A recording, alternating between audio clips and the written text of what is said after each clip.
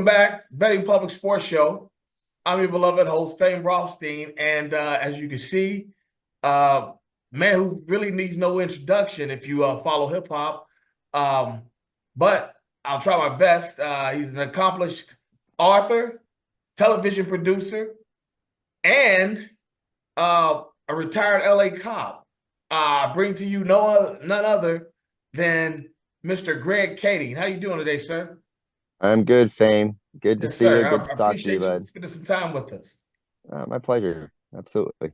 Okay, so let's just try to condense the early part here. Like what? Okay, tell us about how long were you in LA PD? I retired after doing 25 years. Okay, so you did 25 years. Yeah, Okay, 20, but and I you but I've been retired for almost 15. I retired in 2010, so it's been a nice. minute. Oh, okay, so how long were you on the force? Because you're most notably known for. Let me make sure say it right. You solved the Biggie murder, and the Tupac murder was just attached to it. Yeah, our directive was to try to solve Biggie's murder because obviously that one happened within our jurisdiction in Los Angeles. Tupac's murder, everybody always assumed was somehow related, but of course that happened in Las Vegas under their jurisdiction. So just by being involved in Biggie's, you kind of naturally get involved in Tupac's because of the crossover of all of the different people that were involved. Oh, okay, okay. And at that point, what year was that you got assigned to the Biggie murder? I got assigned way after the fact. It was a cold case. Biggie was murdered in 1997. I didn't even get involved on that case until 2006. So nearly 9 years later. Okay, at what point in your career were you in at around that time? I was a detective working narcotics at that particular time. I was working what we call major violators, major narcotics. And I was, looked like a dope cop. I had the facial hair and you know, longer hair on top. And I guess got recruited to work on Biggie's case because they wanted some new detectives to take a look at it. Because at that point in time it was unsolved, and there was a big lawsuit that was being waged against the city of Los Angeles, claiming that some dirty cops had possibly been involved, and there was a cover up. And so the department and the city wanted new investigators to look at the case and see if they could solve what hadn't been solved yet. Oh, okay. And so, and you were granted I guess the opportunity to do it to make a task force. Is that right? Yeah, because I knew that if it's just the LAPD, self exonerating themselves, it doesn't really, there's still going to be skepticism Yeah. about whether we were involved or not. So I thought the best way to do this was to get other agencies with, with their own credentials, like the U.S. Attorney's Office, the FBI, the DEA, and getting a bunch of other people involved so that if we did solve the case, it would be, a joint effort being looked at without just the LAPD saying, "Hey, we weren't involved." Okay. Okay. I gotta ask you this, being an LA cop, did you know any of those OJ detectives? Lang Van Adder, Mark Furman?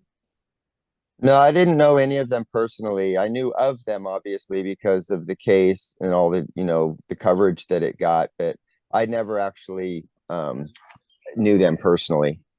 Okay, no dealings with any of those. I was just wondering, were they like that with it, on the what you see on the trial and whatnot?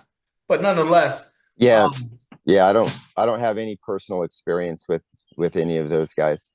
okay, okay. So, um, and so your work. What were you thinking when you walked into it? Like, we'll never find nothing. It's one of those, hood murders where nobody's talking. No, I mean, you don't want to go into it with a defeatist attitude. You want to go into it hoping that you're going to uncover something that hadn't been uncovered. So, your whole goal is to try to solve and get to the truth of the matter. So our thought process was simply, let's treat all the different theories as if they could be true until we prove them to be untrue. And then through a process of elimination, we'll get to the one that is left standing. Okay. How much input did you have with any of the other like nearby agencies or that were connected, like Las Vegas or the Compton gang unit, anything like that? So back in the early days of the investigations, back in 96 and 97, when the murders had happened, there was a lot of, collaboration taking place between the different agencies. But then 10 years later, when I'm involved, they're essentially cold cases. Nobody was actively working Tupac's case in Vegas. Biggie's case, we were doing this resurrected reinvestigation of all the work that had been already done in his case. So there was collaboration, and then the interagency collaboration between all the task force members. Everybody was bringing different things to the table with the hopes of solving it. Nice, nice. Okay, so let me ask you this: what made you have to, or did you even have to? I'm just trying to, recount everything you've done. Um, did you have to go deep into the Tupac murder to solve Biggie case? No, not really. We expected that there would be some correlation just because of the different players that were involved. There was this long history of conflict that had been established between Bad Boy Records and Death Row Records. There was a long history of conflict that existed between Puffy Combs and Suge Knight. There was a long history of conflict between Tupac and Biggie. There's a long history of conflict between the gangs that both of those labels were associating with. So there was definitely this expectation that there would be some correlation between the murders. Oh wow, oh, that's it, and that's what I want to ask you because I've seen you on Vlad a million times, and he has, had a million other interviews about the Tupac murder. And from what I could tell, this guy from the Compton gang unit, Robert Ladd, Mm-hmm. uh, he Mm-hmm. doesn't seem to be a fan of you personally, but if you ask me, he's trying to indict somebody, not indict, but suggest that somebody connected to the label might be involved in the Tupac and Biggie murder. He just can't say it on the screen. Is that? I mean, what's your? I guess what are your thoughts on him as a professional? I don't know Robert Ladd. I've never met Robert Ladd. I've never spoken to Robert Ladd. So Uh-huh. I don't know him at all. He was not involved in our case whatsoever. He had some involvement way back at the time that Tupac was murdered, and the Las Vegas Police Department suspected that some gang members from Compton were involved in Tupac's murder. And so there was some communication going on between Bobby Ladd and his partner, a guy named Tim Brennan. They were providing some details about some local gang members to Las Vegas. Mm-hmm. But then when we came along and started our investigation, Robert Ladd was not in any way, shape, or form involved in that. And I also am a little skeptical about any cop detective that says, these are long, you know, um, yeah, Mm-hmm. old cases.